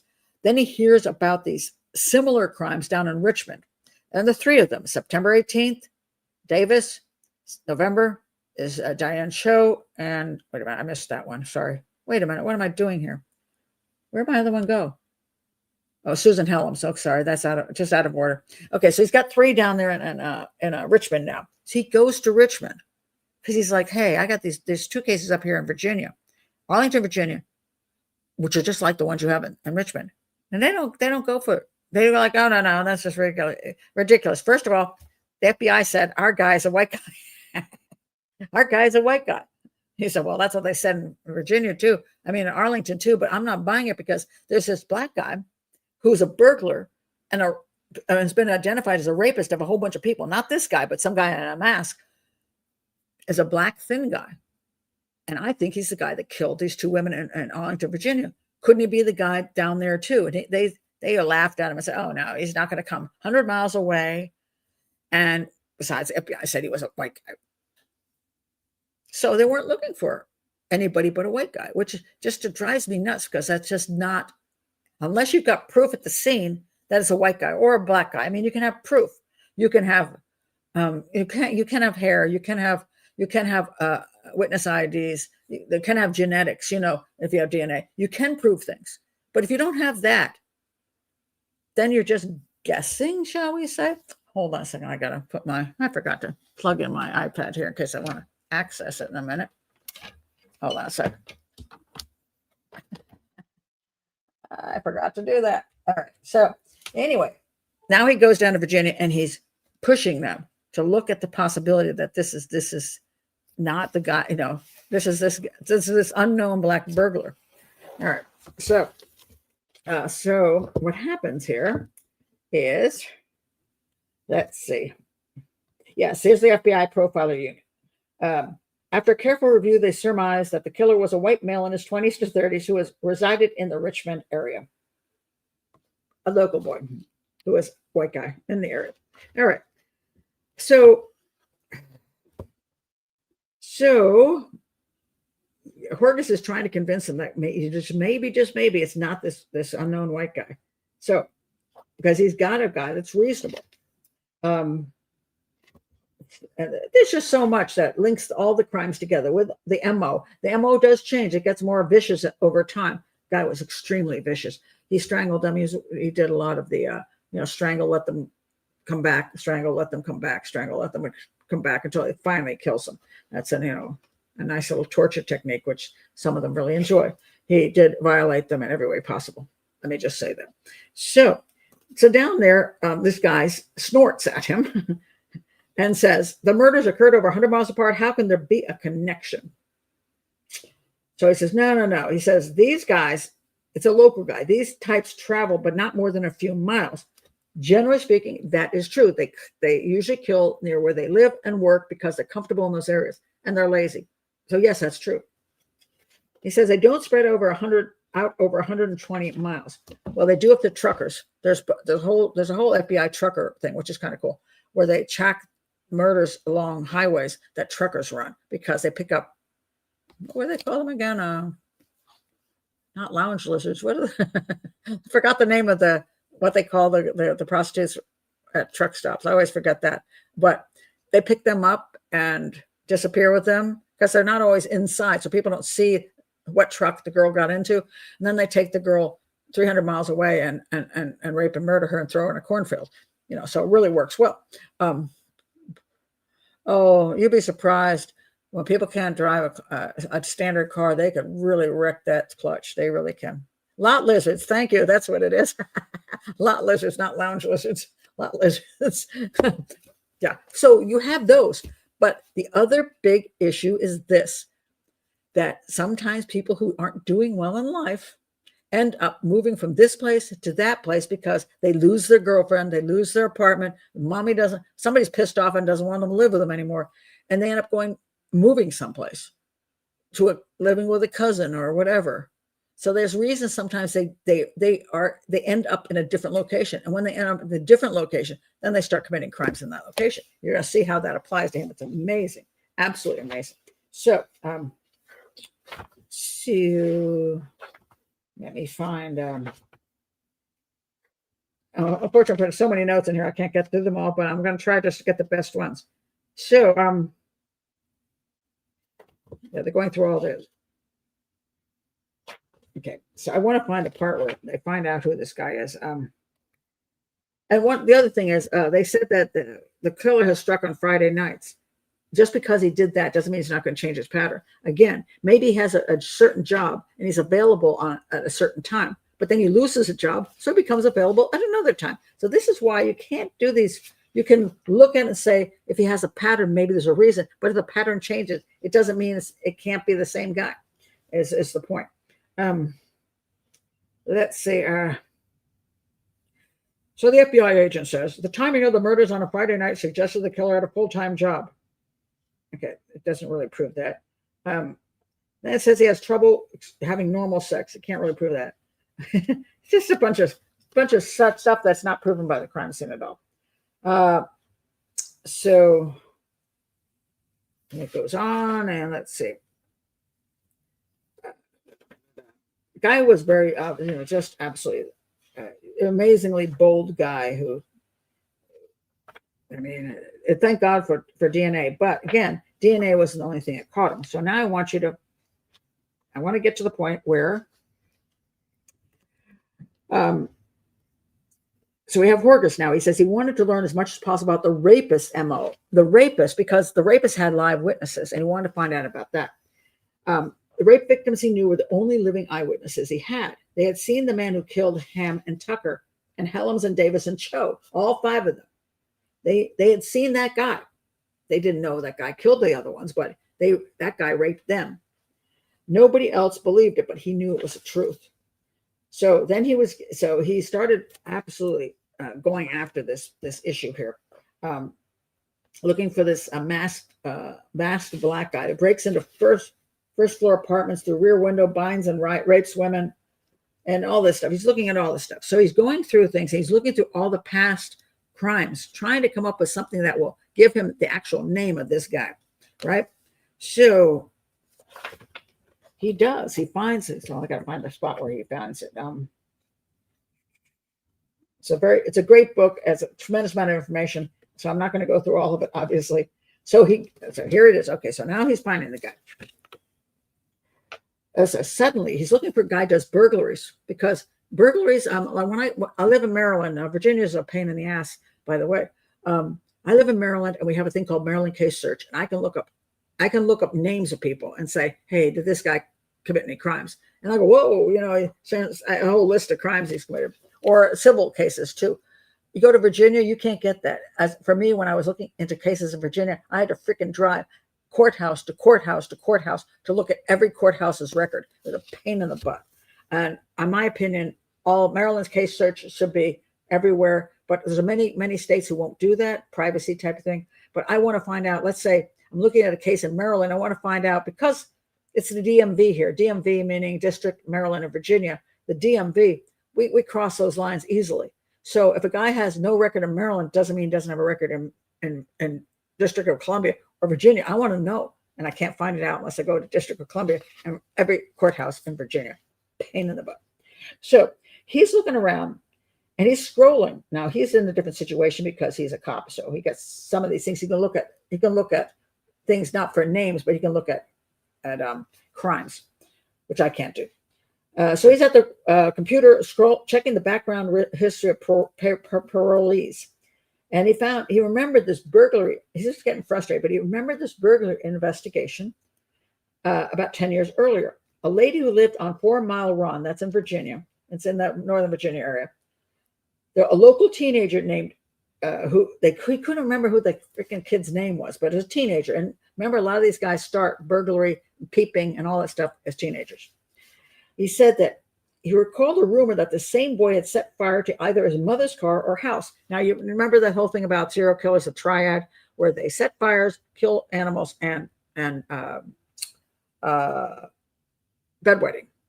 Not all of them have all of those, but one of the things about those 3 things that some of the serial killers do is that there are things that you can do when you're not an adult. In other words, bedwetting will piss off your mother, literally. And killing animals is easy to do. Suddenly the cat in the neighborhood ends up dead. It's easy to grab a cat because they're stupid. They come up to you and go meow, and they want to be petted, and then you kill it. Fires are easy to set. You can set a fire in your neighbor's shed, that kind of thing. You can do these crimes, you get power and control through these crimes before you have a physical ability or a car. So then when they get a car and they're stronger, then they move out and they become more dangerous. But not all of them do all those 3 things. It's just some things they can do. Well, anyway, this guy, this burglar, as a teenager, supposedly, he remembered this kid setting a fire. And then he remembered that one of the women that was raped, he put her in the trunk of the car, and then he set fire to the back seat. Luckily, she actually kicked her way out because somehow it wasn't a strong latch. She kicked her way out of the trunk so she wasn't burned up in the car. And then finally, he's like, oh my God, I remember this guy's name. I think it was Timmy. So then he calls around to his partner. He said, do you remember Timmy down in that area? And the guy goes, I arrested at Ted. He goes, no. I'm sure it's Timmy. Timmy. He said, what's the kid's last name? So he's going nuts trying to figure it out. He was obsessed with recalling Timmy's last name. And he finally finished. He was drinking all his coffee because he's trying to keep awake. And he says, Spencer, that's it. I remember. It's Timmy Spencer.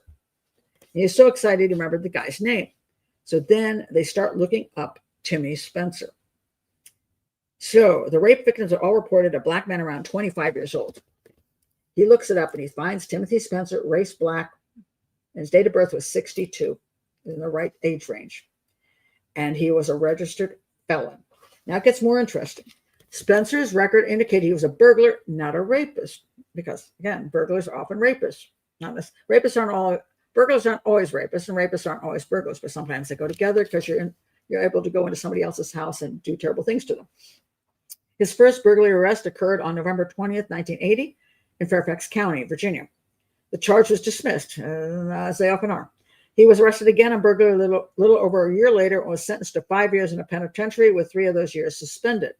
From this second arrest, from 81 to 84, he was arrested 3 more times for burglary, once for a violation of probation and once for trespassing. In other words, our justice system doesn't keep these guys where they need to be. Then he noticed with interest he was arrested for a burglary on December 20th, 1982. He was convicted and sent to prison. He was released on May 23rd, 1983, 1 month before the first rape. And then he kept scrolling, and he said he saw that in Alexandria, Virginia, in 84, he committed a burglary. So now he's finding all this stuff. And then this is where it gets really interesting. Well, after he was arrested in Alexandria, he was never released. He went straight from lockup to the penitentiary. He says, wait a minute. He was released. He went to a place called the Hospitality House, a halfway house. That was the same address as his driver's license. That's on his driver's license, as his halfway house. This was only 2 weeks before Davis was murdered. Now, the Hospitality House was, where was this place at? I don't remember where that was. Okay. So then the other one comes in. His home address was on South 4 Mile Run. That was 200 yards down the hill from the first rape and only 3/4 of a mile from Tucker Ham's homes in Virginia, in Arlington, Virginia. So he's right in the area, committing rapes, living nearby, committing burglaries and rapes. All right. Then this is where it gets really interesting. So he finds out that where is he now? He says he's in Richmond, in a halfway house in Richmond. So he goes from a halfway house local to Arlington, Virginia, then ends up in a halfway house in Richmond because that's where his family's from. So they checked that out, and it turns out that he every time he checked out at the halfway house because he was allowed to come and go. This is when the murders happened. So they finally found the guy, and they knew it was him. And then they were able to get the DNA from Timothy Spencer, and guess what? It matched the crimes. So that is how Horgas solved this crime, because at that time, again, he wasn't in any database. So he had to figure out who this burglar was. And he knew this thin little burglar that went in windows. He remembered things about this guy from his other work and investigations. And he luckily remembered his name. And then when he remembered his name, he could identify exactly where he was all along the way, including down to Richmond, where he ended up in 2 different locations. One, because this is where he was at this time, this is where he lived now, and this is where he lived then. So that's what solved the case. And if he hadn't identified Timothy Spencer, I'm going to guess this is what would have happened. Timothy Spencer would have either gone on and killed more women, so he would have gone on to 10 or 20 women, because nobody would identify him and still be looking for the white guy, the white guy who was in his 30s, and then eventually when DNA got good enough and there was more DNA offenders in the CODIS data bank, maybe they would have identified him when he was 60 or 70 years old as the one who killed all those people, maybe after he's already dead. But the nice thing is that Horgas identified him when he was still alive, at a time when, if it hadn't been for Horgas, this case would never have been solved, at least not for 20 to 30 years. So I'm so annoyed when I read any of these websites that completely eliminate him as the reason this guy got found and convicted. And, the funny thing is, the media and also whoever's involved in the case sometimes want to downplay people who are involved in the case. Like, you won't see my name show up in the Anderson Cotta case, even though 48 hours in, I said it's Bobby Joe Leonard, the guy who came to her apartment. He's a serial killer. He killed her. And I went to Brenneman at the Arlington police, and I said, this is the guy who did it. And they shooed me away. And then 25 years later, they do say he killed her. But of course, he was hired by the fiance, which is nonsense. And everything went. But, I'm not in any of the story. And, I'm not that as important as Joe Horgas. Joe Horgas is so freaking amazing, because one of the things he did, which I think is just really, really amazing, is that he stood up to his own police department saying, it's some guy, this guy, I didn't know who he was yet. Well, it's not the guy that got jailed. It's not David Vasquez. And by the way, David Vasquez was exonerated, and his life was completely screwed. And he eventually got like $100,000 for his suffering. And Carrot got to continue with his job. So the whole thing disgusts me. But he stood up in his own department. And that's a tough thing to do, because he was getting older, and he could get closer to retirement. If they fired him, he would lose his pension and all that.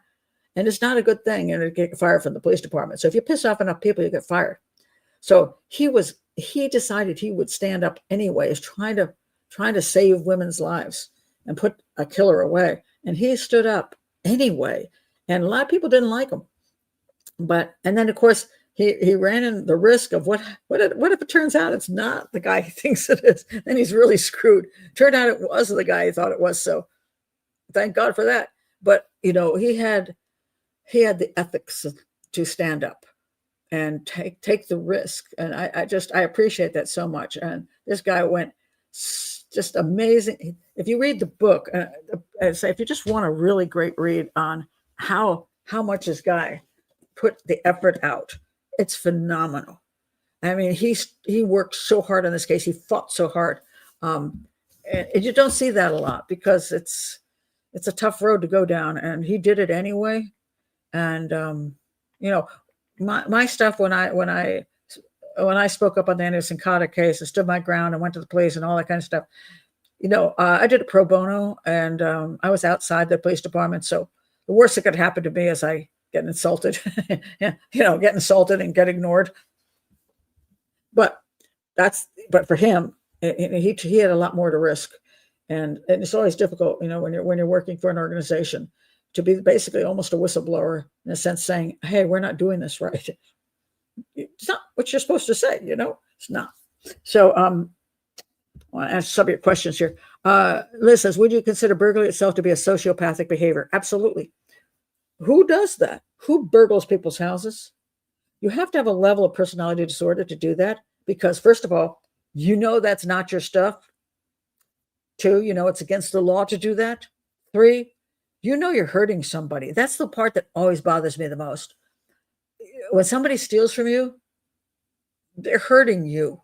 They're taking something away from you. They're taking away something that belongs to you, that you worked hard for. Maybe it could be electronics. It could be a jewelry. It could be something meaningful to you. It could be a lot of people don't lock up their stuff in safes. I do, because I'm smart that way. But I've seen people have their grandmother's necklace that the grandmother gave them, and that might be worth like a few $1,000s, and it's in their damn drawer. And the guy takes it, and not only do they lose $3,000, whatever, they also lose something that's very sentimental to them. So that can happen. Then the biggest thing I think that happens when somebody burglarizes your house is you lose the feeling of safety. Same thing happens with rape, sexual assault, any of that kind of assault in general. You feel like, and somebody burglarizing your car, it doesn't matter what it is. It's somebody. You lose your feeling. You don't feel safe anymore. You start getting scared. You think it's very frightening. And so you lose that feeling of any kind of control, that anybody can come in and do anything to you at any time. So when a burglar does these things, he does it with glee. He loves the fact that he's breaking into your house. He thinks it's funny that he's taking your stuff. He thinks it's humorous that you're going to come home and go, "Oh my God, my stuff is gone. Who's been in my house?" He likes that. He likes getting away with things. He likes breaking the law. That takes a personality disorder, for sure. That's absolutely for sure. This Texas Red said, "This has been a story of a good detective and a horrible detective." Absolutely. Absolutely. And we want more of Joe Horgas and way less of Carrigs. I was appalled when I was doing this stuff on Anderson Cotta, and I saw Carrick's name came up as the guy who was interrogating and getting this confession from Chris Johnson, the fiance. I was appalled. I'm like, "Oh my God, it's him again. What the hell?" And he's doing the exact same thing again. So he already knew. At that point, he already knew he had put an innocent man in prison through his crappy police work. So I think he should have been fired from the department, personally, right there and then. And then he just went ahead and did it again. Same police department, same bad behavior, same bad interrogation. And yet the Arlington Police Department, I have an issue with them. He was with them, so he's the good guy with the Arlington Police Department. But the fact that years later they went ahead with his cold case squad and came after Chris Johnson and arrested him, put him in home detention for a year, ruined his reputation. And he was looking at a life in prison, because now the serial killer, Bobby Joe Leonard, you have to watch my whole show on that. But Bobby Joe Leonard there in the middle confessed to it after 24 years.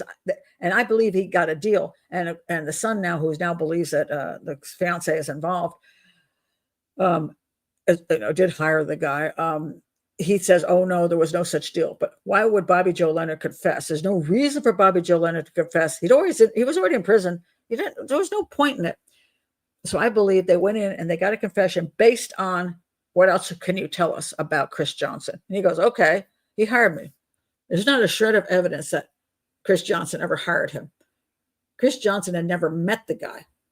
The guy had come to his house while he wasn't there. He did take that computer, and there was a phone number left. And supposedly Chris talked with him once because he could help him fix, he has some issue with the computer. One time on a telephone call.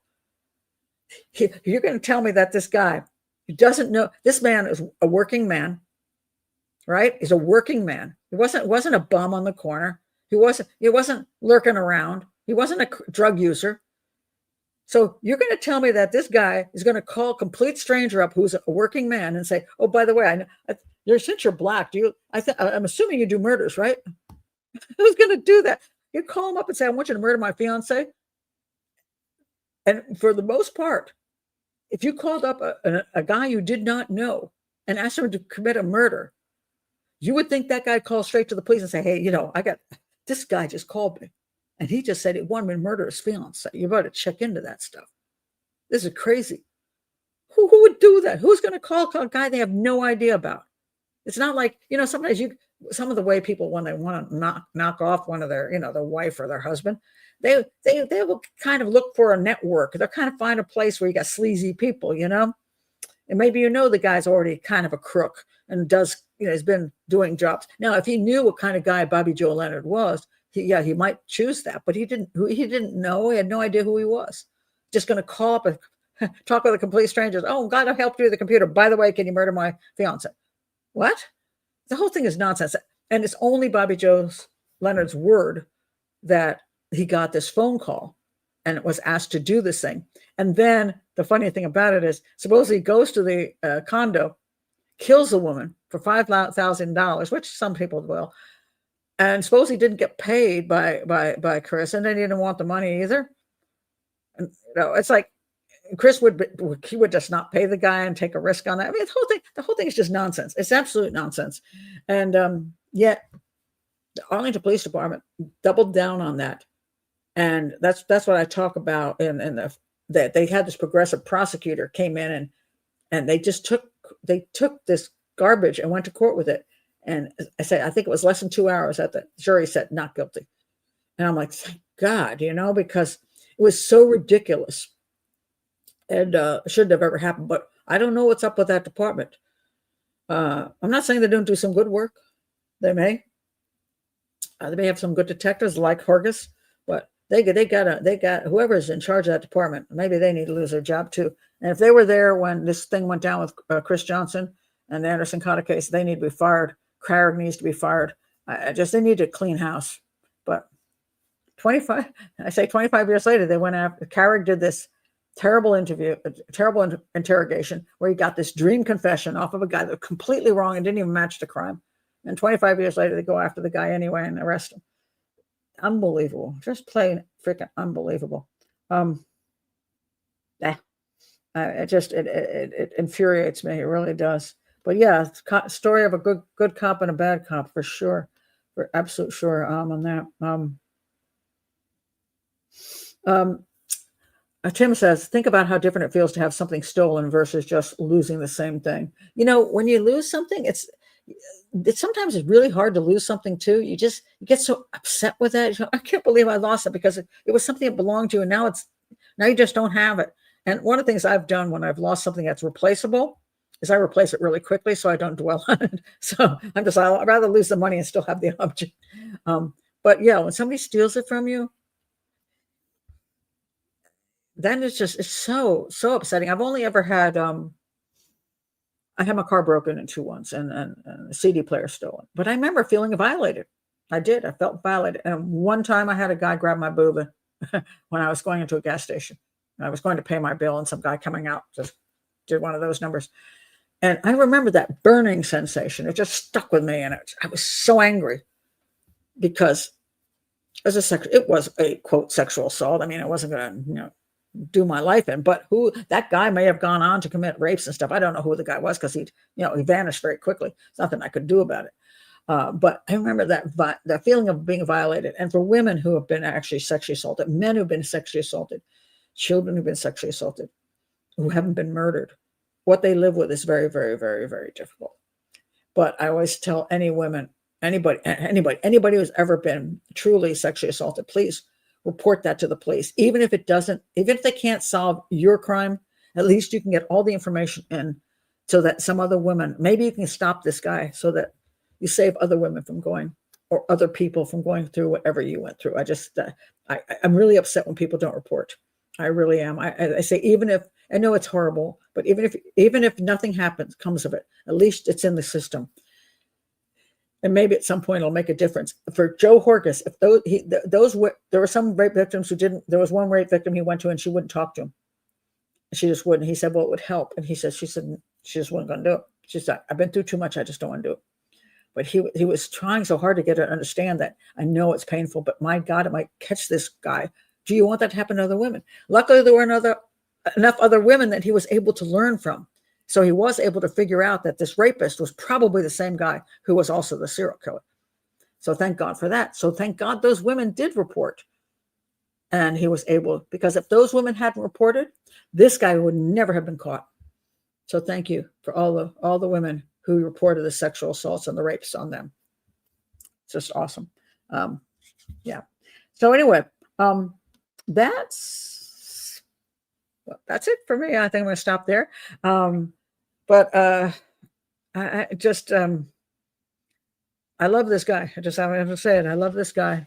And it was one of those people that inspired me with profiling to care about actually solving crimes and paying attention to the evidence. He paid attention to the evidence. He didn't jump to conclusions. He paid attention to the evidence. And there's something else I want to point out. I keep planning to do this, and it's been a long road. And I don't know that I'll ever get around to it, but I do want to have on YouTube a separate channel, which is not a pain in the ass to start another channel, which doesn't get any algorithm push. But I want it to be just a profiling channel, a school of profiling. Anybody can go there, but I want it specifically be for detectives or people becoming detectives, because in my opinion, the real profilers in this world are detectives. Absolutely are detectives. You can say FBI profiles, but they hardly ever work on cases. They brought in years later. I mostly when I've ever looked at a case, it's a cold case. We need the detectives who are there in the first 48 to be the best profilers they can possibly be, because they are going to profile the case. They're going to look at the evidence. They're going to decide which avenue of investigation they should go down. Carrick was an ass. Carrick was an idiot, in my opinion. He jumped on just grab anybody and make him confess. That's not a good profiler or a good detective. This guy was a good detective and a good profiler. And that's what you need to be a detective. You need to be a good profiler. Sadly, there's very little training for detectives.